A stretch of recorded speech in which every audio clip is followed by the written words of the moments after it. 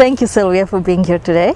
And we are here at Playa del Carmen, and it's a day after the International Summer Institute. And I'm here with Sylvia London, who is the co-founder of Grupo Campos Eliseos and the brainchild with Harleen Anderson of the International Summer Institute. How else would you introduce yourself? Formally, I am a co-founder of Grupo Campos Eliseos, and Grupo Campos Eliseos is an institute in Mexico City that works with collaborative practices. We have been around for 15 years, and I also have a private practice, and I teach at a number of institutions in Mexico and around the world. And lately I have been very busy also with the international certificate program. I sort of co-direct with Sue the international part of the certificate program. And that's the International Certificate in Collaborative Practices. And also I'm doing now the certificate for the US. So those are the other things that are formal for me. So I'm curious about the International Summer Institute. We are here at Playa, which is a beautiful, beautiful beach and a beautiful hotel, and the staff is so warm and welcoming. But I know we have been having all these conversations also in terms of how you host a space and how much work goes in terms of talking to everybody about creating a particular learning environment, a particular space for creating relationships and conversations. And I'm curious if you would talk about why that's so important and where that comes from for you. We just had a conversation with the staff, with the two captains and the chef, talking about that next year we're going to have the 10th anniversary of our relationship, the relationship between Las Palapas and the International Summer Institute. And it was really interesting to listen to them about what they want to host together with us to celebrate the relationship. And they were commenting on what makes that relationship possible between them and us, which was really beautiful because they've been taking our spirit. Even the head chef was telling us that we make their month, that they look forward to our coming every year, because the way the people at the Summer Institute treats them and greets them and integrates them into the event is something they have never seen before. And how would you describe that spirit? What are they saying is the spirit? I'm going to go back to a little bit of history and why, to a conversation I had with Harleen some years ago about why I thought it was really important to make the Summer Institute residential. And that's for me where it starts. The first time I was at the Summer Institute was in Houston, 93. That was the first time Harleen hosted the Institute after Harry died. And it happened in Houston, and everybody was really busy. And the staff was scheduling schedules and appointments and therapy sessions in between our gatherings. And we did that for 3 years. So in 93, I brought 25 people from Mexico to that Summer Institute. We did it bilingual. That was the first time we provided translation into Spanish. And a few years later, we were in a conference in Chicago and it was raining non-stop. And basically I said, I think we need to get out of here and to go to a place where the space will promote a different kind of relationship. And in 97 we came to Playa del Carmen for the first time. And in order to create a learning community, there's a lot of work that starts way before. I was joking with my husband on the phone, and he was telling me, I'm so glad you're done, but I know you're already starting the next one. And he was right. I had just set up the dates for next year with the hotel. So the work that ends up in a week of gathering with people from all these countries, with all these cultures and languages, goes along the whole year. It goes from the way we invite, the way we answer every single email that we receive. We answer it personally, either Harleen or me, and we copy. So the first reaction people have is that it's not a staff person that's answering, it's us. And from that first moment, they feel welcome and they feel that's important, or that they are important to us, either if they come or they don't come. Just for the fact of being interested in participating in this project, they are important enough for us to answer the email personally. When we first started this, we used to answer the phone or a fax. Email was not that common. Now we have much more technology in terms of having people register through a link, so we have simplified the process. Technology has been very helpful in that way, but we are still worried that we don't want people to go straight to a link. That's why I provide the link. I don't have a link published in our webpage because I want them to speak with me first before they register. So we go through that initial contact that's very personal, where we have the space and the time, as many emails as it takes to answer the questions. So this starts way before we're here. It reminds me of the idea that Harleen talks about care, that you are starting to already exhibit care in the way people start experiencing you. And you're not going with this notion of efficiency or how to organize a conference, but how to form a relationship. Definitely. And that's from day one. So I like to say that what happens here is not an accident. It happens because we have been building it as we go along. And that doesn't mean that that's the style that works for everybody.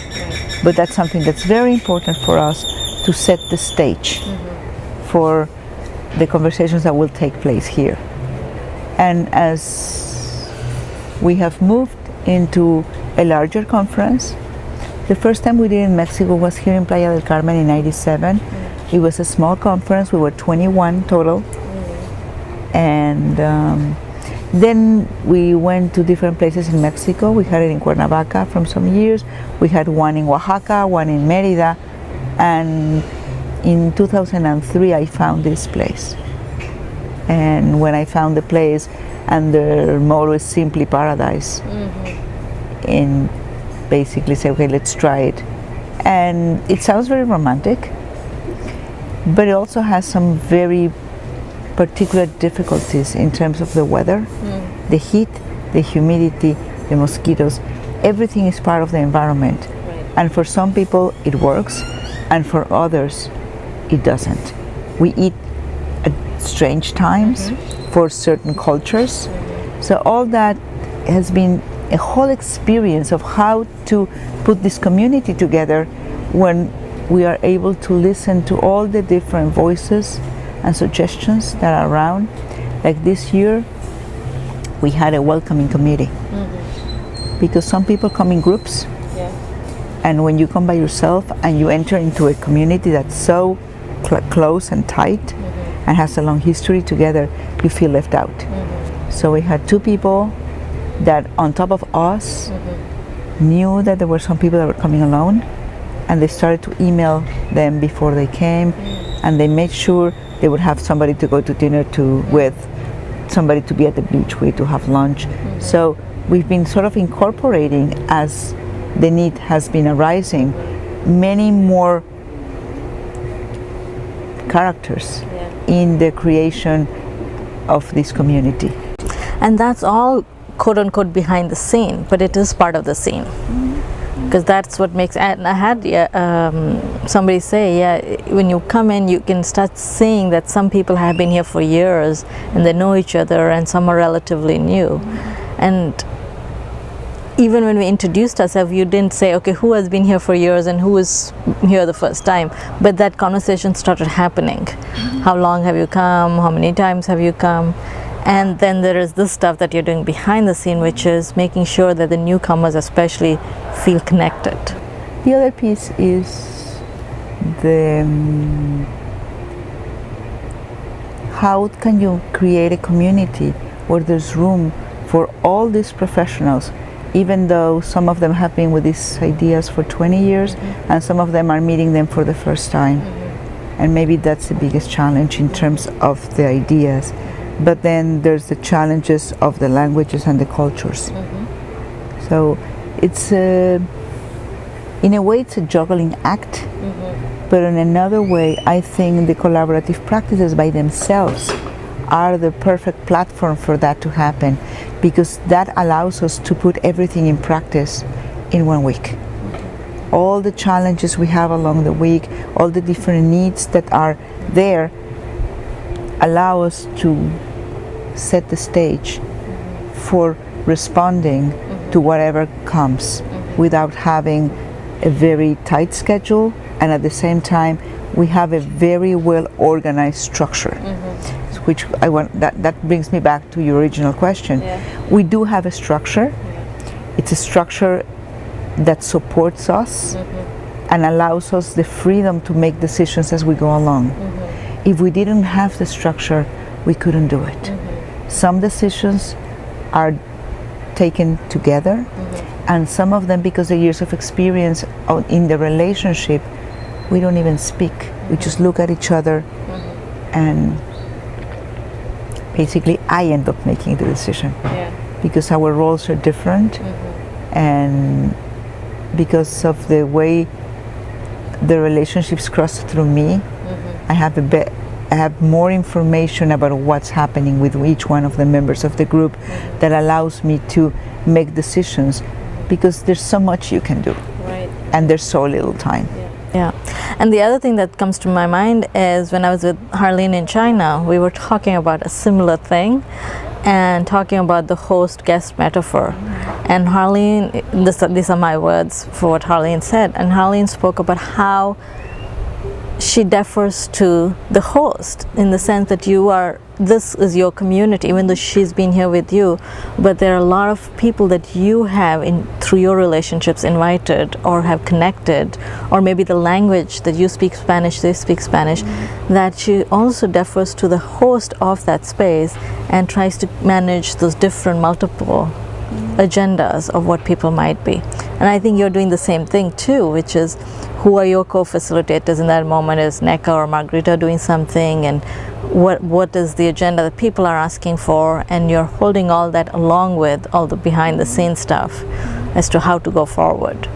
And that way is not prescriptive or scripted I mean, there may be certain things that you value.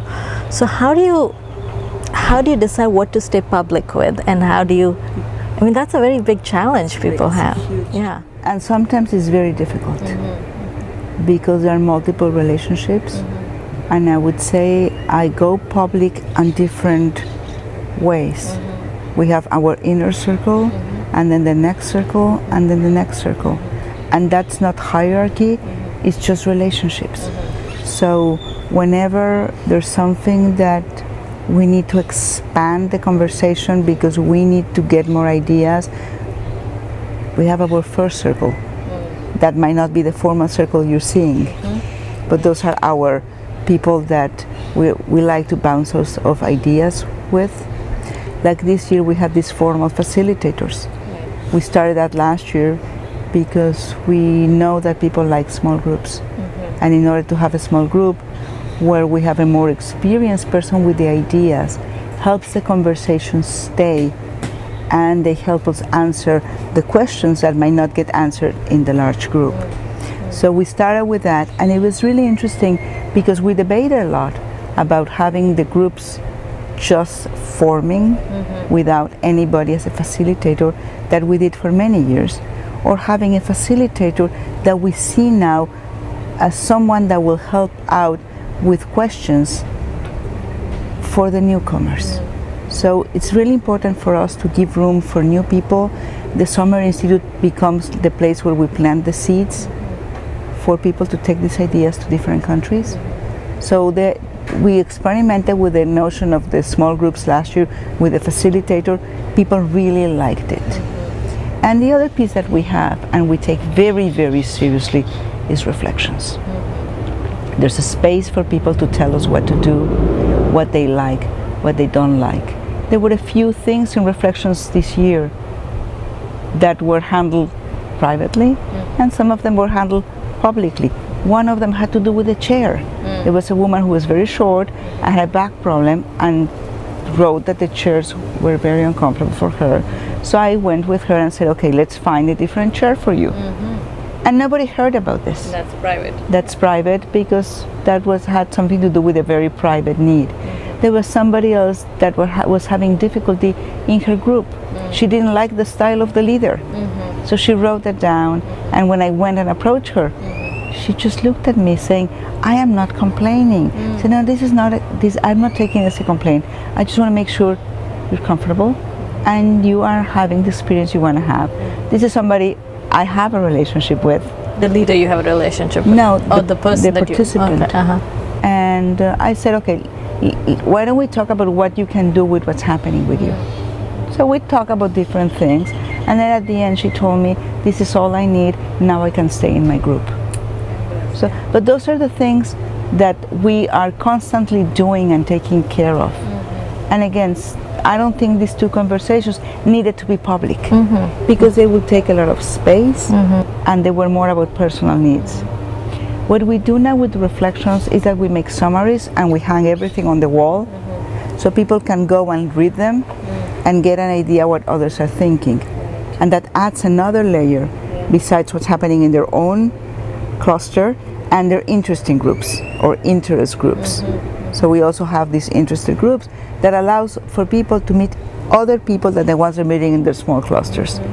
And that's a way we can keep the same groups the whole week.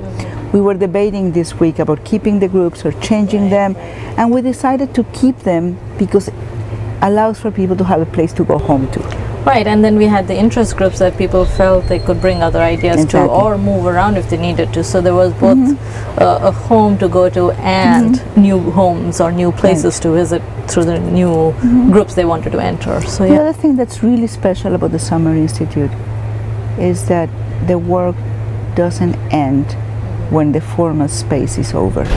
We keep on doing what we have to do as hosts, as you're saying, on the beach, going to dinner. Every night we make sure everybody's taken care of when they plan to go to dinner. Breakfast is easy because they're here, but we go around the room and we have some diplomats or ambassadors that are making sure that every single person in this group that wants to have a group to go out to with will have somebody to go to. So there's a lot of work, and because our relationships are really have spread out, we have, for some of us it's like a family reunion, maybe 20 or 25 of us.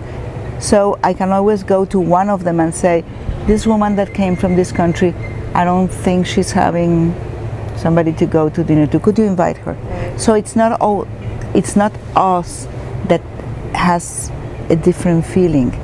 If I go to them, it feels some way. But if you go to them, or Mari Carmen goes to them, or Dan goes to them, it feels very different. Like what we did on Friday night, we just said 8:30 in the lobby, whoever shows up. Right. So that way people are not going to be left out and there is an open. So you have a choice of including yourself or not, but we don't exclude purposely. And again, that creates some other problems because sometimes you want to have private conversations. Right. It's very difficult to have private conversations here. Last year I needed to have a private conversation with somebody, and we ended up going to breakfast outside of the hotel because otherwise somebody was going to sit at a table with us that didn't belong to that particular conversation. And I'm bringing this topic because of the public and private. Exactly. There's room for the public, but there's also room for the private, and that doesn't mean being exclusive, or it has nothing to do with hierarchy. It has to do, again, with relationships. And the kinds of conversations you have to have for whatever that relationship constitutes, The other piece that's a challenge at the Summer Institute that I find really interesting is the movement from the inner private conversations of the small groups to the large group, and how much we get from those and how much that becomes intrusive to the group or goes back to an audience that's not interested in hearing what happened to the others. So every year we develop new ways or different ways to do it. Sometimes works and sometimes it doesn't work. And that's the beauty of it. You don't capture something because it worked this year and make it a recipe for the next year. And part of it is, I think, this notion that conversations and relationships go hand in hand, and people who are going to be there tomorrow may not have the same experience of this structure or this kind of conversation that they're having this year. We had one example this year. We had Margarita prepare a small lecture narrative and collaborative, because it's a question that has come every year. Right. It happens that this year nobody was interested in that. So we shifted that space to talk about something which was reflecting process that the people were really interested to listen and to talk about. So again, but that requires the fluidity, but also requires the trust in the relationship to say, I know you work really hard on what you're going to present, but looks like it doesn't make any sense for this group this year. What can we do different? So I have a question that's popping up, actually two questions, and I'm going to throw them both and let you see which one you want to go with. One is this notion of organizations, and I know you consult to learning organizations, and curious how these ideas, because this is a form of organization, it's a community, it's a learning community, but how are you similar or differently positioning yourself when you're working with organizations that consult with you? And which of these ideas or what other additional ideas do you bring in to positioning yourself as a consultant? And what are you attending to? And the other idea I'm having is this notion of what you're speaking, which is the relationship. And I'm thinking, wow, you're constantly nurturing, you're working, you're attending to the relationship. And I've known you for a long time, and I know that sense from having personally been in relational spaces with you. And I'm wondering, does it take time? Do you need downtime? How do you? Because from the personality theory, they'll say, oh, that means Sylvia's an extrovert and this feeds her energy and that's what but if I'm introverted, I can't do this. So I'm curious about that at a personal level. What or how do you manage for yourself what you need? I might answer both questions. Sure. So for my relationship piece, actually I'm not an extroverted. That would be the first thing.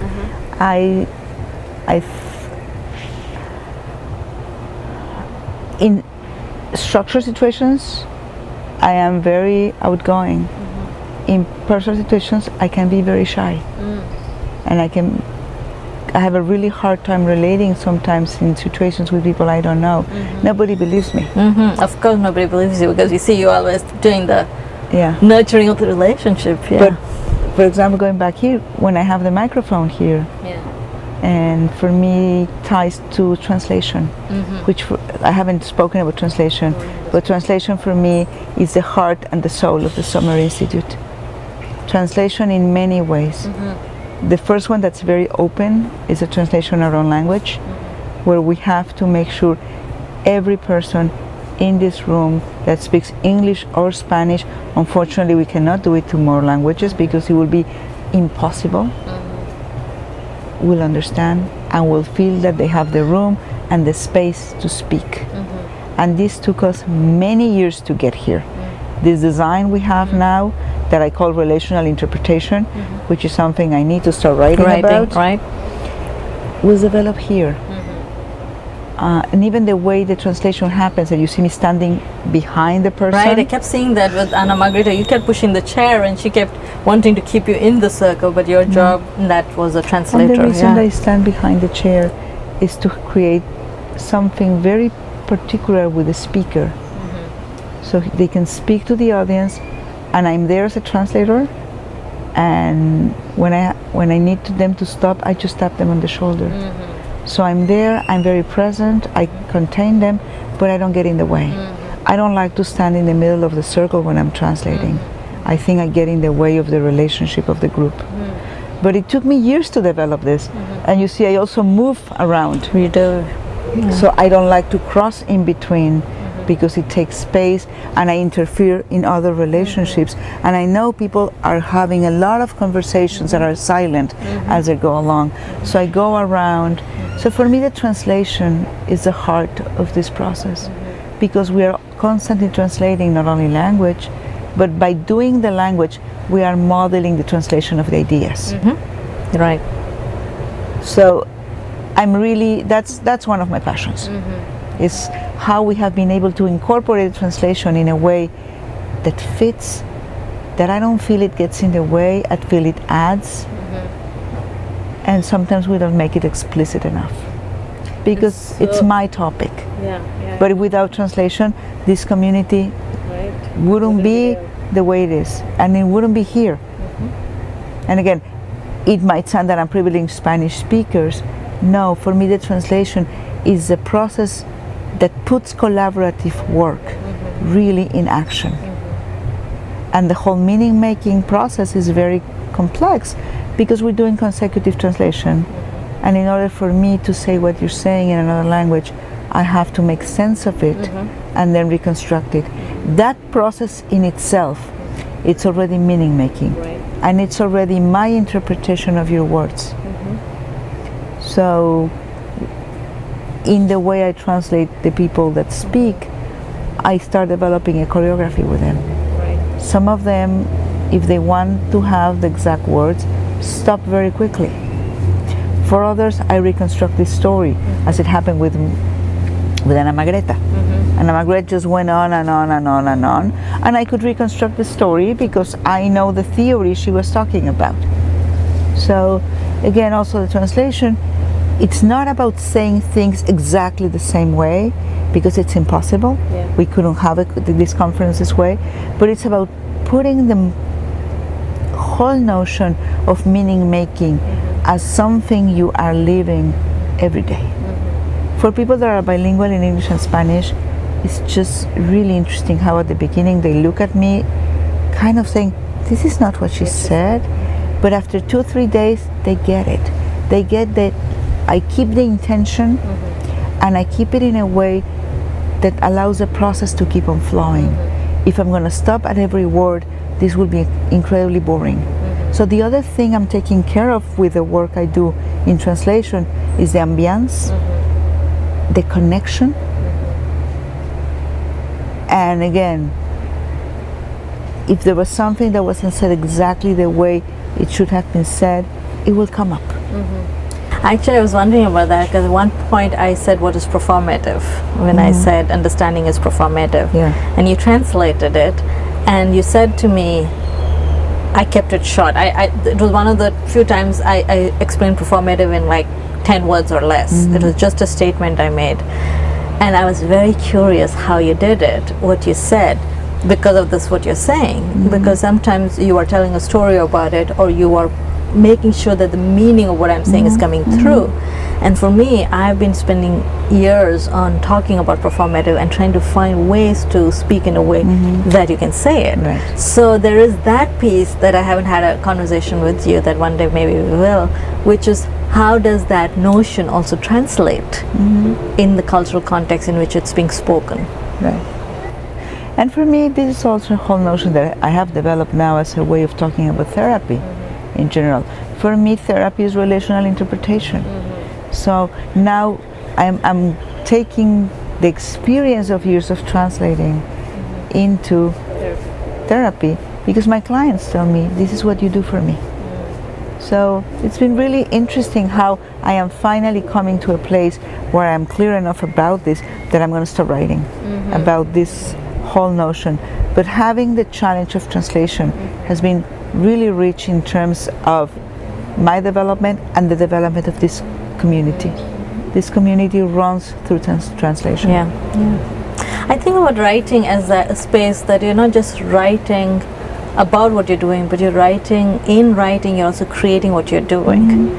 And I often have said to people, oh, you need to write about it, and people tell me that, but now I can relate to what you're saying, because it is when you feel called upon to write, because there's something about your own clarity, your own growth that you can write from. And I think there's a lot to learn from this, and this brings me to the second question about organizations. I think what I do with organizations basically is relational interpretation. And through my interpretation, I invite everybody's interpretation of what's going on in the context. I have done most of my work in terms of consultations in schools. I'm doing some companies, but I think schools give me a much better frame, especially work with teachers and the whole relationship between teachers and parents and teachers and administration, and also the children in the classroom. So working with teachers has been really interesting in terms of I host them in my ideas, but they host me in their classroom. And with this host-guest metaphor, I go back and forth into what I would privilege, that's important, but much more important that what are they privileging with each one of the kids they work with. So the schools provide you this incredible set to experiment, and experiment in the creative sense of it. And they have been amazing teachers for me. I've worked with maybe 2,000 teachers in the last 6 years. And they have been just incredible teachers for me, and I have an enormous amount of respect for them in being every day in the classroom with the children. And for me to be able to help them bring collaborative practices to the classroom is another one of my passions, in terms of how each teacher, when they relate and talk to each one of those kids in a different way, for me they're changing the world, and it's really important. So that's the other piece I'm really passionate about, is in terms of bringing collaborative practices to the school, but mainly to the classroom. And it's easier to bring it to the classroom than to bring it to the school. When you say that, what's the distinction between school as an organization and classroom as a setting? Classroom as a setting. Because you can have a teacher that's not very connected in the organization of the school as an institution, but they can still make the changes in the classroom. So we have a motto with the teachers that have created, that they say, changing the world one word at a time. One word? One word. Word at a time. Wow. And that was created by one of the groups I work with. And they came back to the classroom, and now they're very careful, at least sometimes, when they speak to the kids, to speak with them in a different way. So that's been absolutely another wonderful. Project to write about. Another project to write about. Or write with. Maybe some of the teachers can write with. I already started something on this, and I have one of my students, Marifer, from the certificate program. She's been documenting all the work in the school where she works, where we have implemented this. And it's been really interesting to listen from the children, how they feel in the classroom. And they tell you, my teacher speaks differently. So it's been beautiful. It's been a very interesting project. And again, the difficult piece is to get into the organization, because nobody invites me to change the world one word at a time. They invite me to talk about bullying, which is a big theme, or about training tutors. But it's the interesting thing for me is it doesn't matter what they invite me to do. I'm going to do it from a collaborative stance, and the philosophy will just permeate by itself. So that's another beauty of collaborative practice. But it permeates. Yes, it gets there. Even from the first meeting, the first meeting with the school, the way the meeting is set up, the meetings I agree to go or don't agree to go. I think for bullying, I have a really interesting story. When the bullying thing exploded in Mexico City, we got called to do a lot of conference for parents. And I would tell them, I can't do that for you. And the schools couldn't believe it. How come you're not coming to do a conference for parents? And I told them, I will not do a conference for parents, but I'm very happy to sit down and talk with you about your school. So some schools, there was one particular school that said, thank you very much. And then they called me again, maybe 10 minutes later, and the woman on the phone said, Sylvia, can you explain me why you wouldn't sit with, you're not going to do this, you're not doing this? I said, the reason I'm doing this is that I don't find it ethical. If I'm going to talk to your parents and you haven't done anything about this in the school, and your teachers are not familiar with the bullying event or process or how to work with it, it's going to backfire, and I don't want to be part of that. So they said, thank you very much. They went on. 4 months later, they called me up and said, can you come and help us? We are in the mess you said you were going to be. We were going to be. So I worked with this school for a year, and it was absolutely wonderful. Wow, so they understood it after going through what you were saying. They had to go through it. So those are the things I'm very clear about not doing. How you enter an organization is extremely important. I only meet with the people that know can make decisions at first. If I'm going to start in a place in the organization where people cannot make decisions, it's going to backfire because they will start making movements that will not come through the right channel. And of course, we all make mistakes, and sometimes you're not very clear who you're talking with when you make a decision to join an organization. So, experience, work, and lots of mistakes have taught me to be very careful of the beginning. How you begin the conversation, who you talk to, when, and about how, and about what. And from there, then it's really easy to design together. The other piece that's really important for me, I never design by myself. I design with the organization. And at the beginning, it's very frustrating for them because they want me to move quickly, tell them what to do, give me suggestions, and fix it. So don't they feel like don't they say, okay, she's not working fast enough? I mean, have you had times when they want to fire you and you have to? It will happen. It has happened. It has happened. That I move too slow for them. And if I move too slow for them and I cannot keep on doing what I'm doing, the times that I have agreed to move faster, it hasn't worked. So. And that's the part of the learning. I mean, this notion of collaborative practices permeates. That's the learning in this set of ideas. Organizations will tend to push you. Yeah. And you tend to move fast because you want to stay there. And it's very hard not to do it. And that's the consultation that you were doing the other night. I felt there was the time pressure there. All the time. You know, and it was really, like I said, a 3-session or a 2-session process. For 2 reasons we had time pressure. One is that our participants were sitting for this long, but the other, that one of the persons who was consulting was like, now this is it, this is the dichotomy, and nothing is happening. Right. And if nothing happens, then I don't see the value of continuing this work. That is the pressure. That is the pressure. And the pressure is, how many more times are we going to sit here and talk? Yes. So I had recently another consultation with a company that they are one of those very fast-moving companies, very young owners, entrepreneurs, and after I met with them for the first 2 times, basically we came to this notion that they were not having a problem of ideas. They had too many ideas, and because they were not letting the ideas mature, they could not implement them. And once they implemented them, because they didn't assess them, they couldn't keep them. So they were not ready for one idea when the next one was already pushing. And they have tons of ideas, and they all sound wonderful. But they're really getting stuck in not being able to implement them, because once the idea is here, the next one that sounds better wants to replace it. So they are in a very complicated situation because they are in love with their ideas, but the putting in practice is not working well enough for them. And so what are they taking away, or are they still in that place of trying to I'm in sort the middle of it. We were able to get there. We were going to implement one idea, and at this moment I'm in the process that the idea didn't get implemented.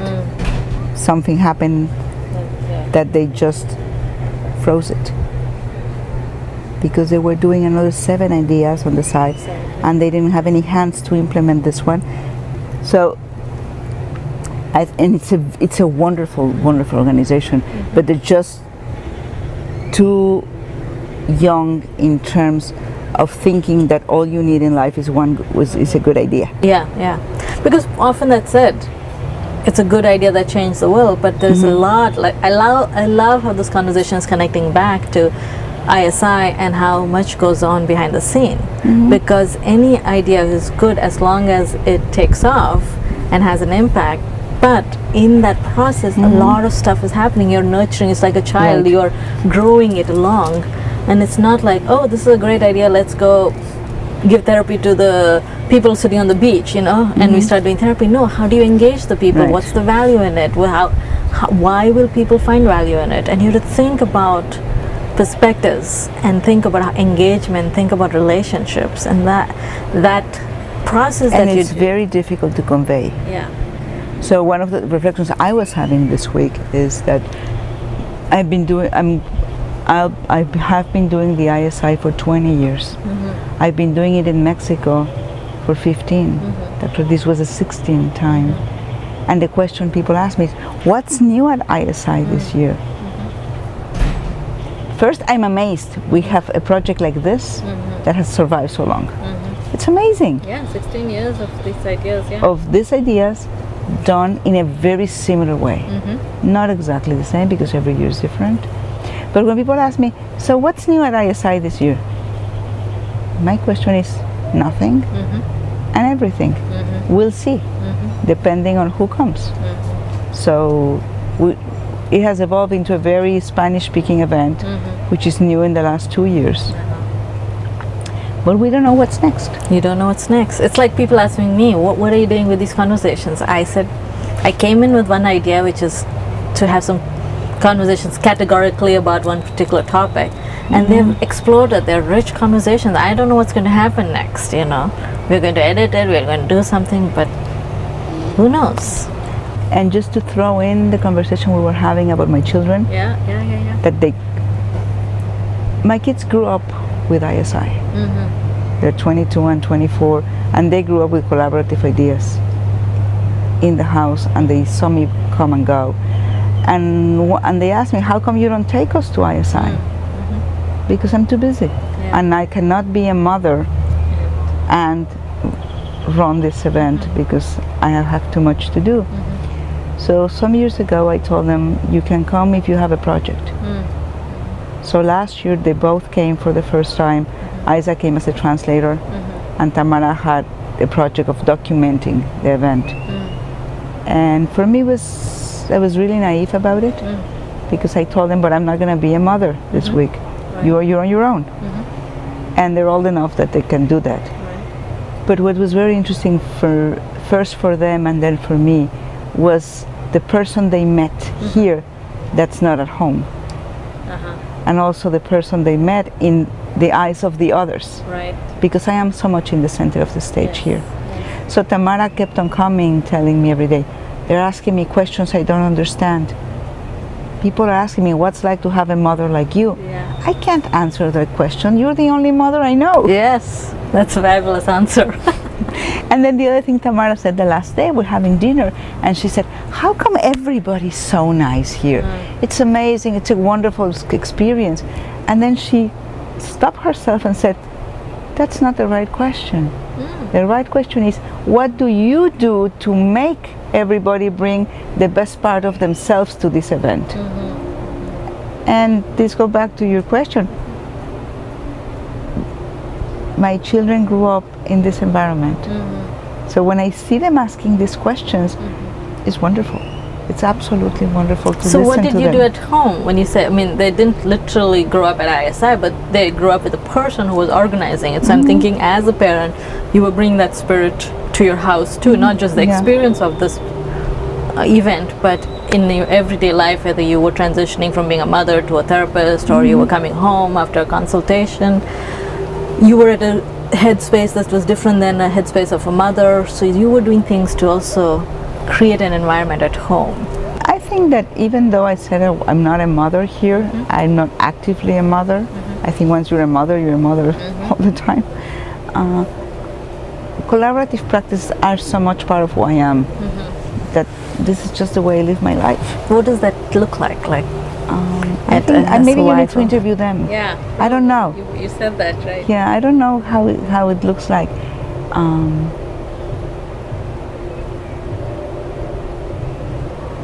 I'm trying to think how it makes sense to say it. There's space for them. Each one of them is very different. They have very different personalities, and there was always space for them. But they also have a father. So, and Julio and I have been married for 30 years, and he's been part of this scene. But he was born this way. He didn't have to learn this. Like he didn't need this language or this. He didn't need this language. Yeah. He's a very open, accepting person that takes every person and tries to get the best out of every person in his life. So we created this environment where, at least I think for each one of our kids, we ended up in a very different position. With Isaac, he is the whole accepting and I push. And with Tamara, I am all accepting and he pushes. So we have very different ways of doing it with each one of the kids. But my house has always been the house where everything happens. The kids' friends are always there. It's like, it's open. I used to say like Sunday mornings, I don't know how many kids wake up in my house. Because they go out there. And I don't know. Gather them up and they're at home. I don't know.